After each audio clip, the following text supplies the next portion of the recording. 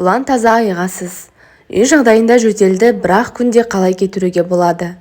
Күз, қыс мезгілінде тұмау, бронхит, ринит, ларинготрахеит, аллергия салдарынан көптеген адамда жөтел пайда болуы мүмкін.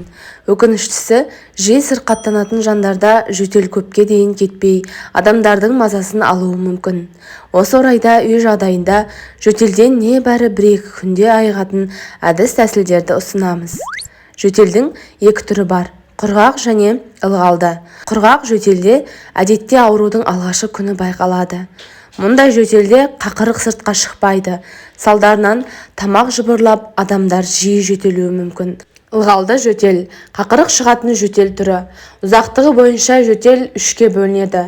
Өткір жөтел 2-3 апта аралығы және ұзақ мерзімді 3 аптадан бастап 3 айға дейін жалғасады. Сондай-ақ үшіншісі ол созылмалы жөтел.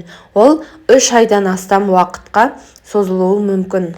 Құрғақ жөтелді қалай емдеуге болады? Құрғақ жөтелді емдеу барысында науқастың жасы мен оның денсаулық жағдайы ескеріледі. Сол үшін алдымен құрғақ жөтелді жұмсартуға тырысу керек. Жалпы үй жағдайында жөтелден 1-ақ күнде қалай арылуға болады? Ол үшін келесідегідей әдістерді қолға алса болады. 3 сағат сайын мұрынды теңіз суымен немесе натрий хлорид ерітіндісімен шаю. Тамақты 2 сағат сайын тұз, ас содасы және фуротилинмен шаю қажет. Кез келген антисептик кәмпиттерді қолдану.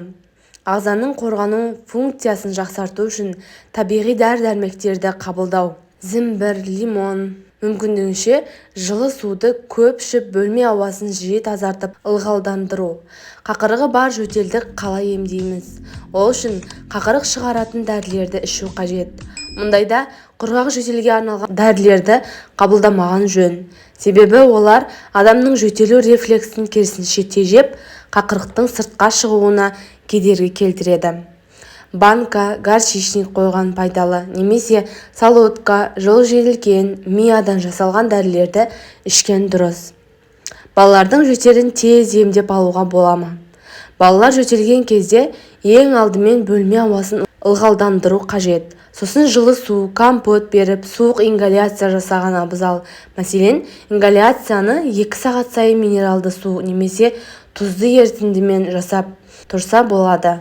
Ал арқа мен тамаққа тек ыстық көтерілмеген жағдайда ғана арнайы маздарды жағуға болады. Сіздермен бөліскім келгені осылар еді достар. Пайдалы болды деген үміттемін. Ауырмаңыздар, ем болсын. Келесі видеоға дейін аман сау болыңыздар.